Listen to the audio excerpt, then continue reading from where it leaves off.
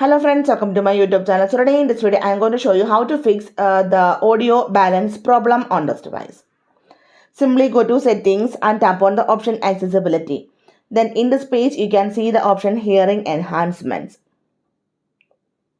Okay, if you scroll down here, you can see the option left or right sound balance.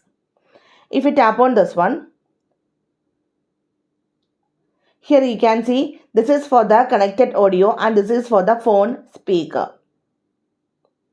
You can adjust the slider. Okay, like this one. If you have any problem with the sound balance, then you can adjust this one like this. If the sound feels louder in one ear, adjusting the audio balance can improve your listening experience. So simply in this way, we can fix the sound audio balance problem on this device. I hope you guys enjoyed this video. Thank you for watching. Thank you. Bye-bye.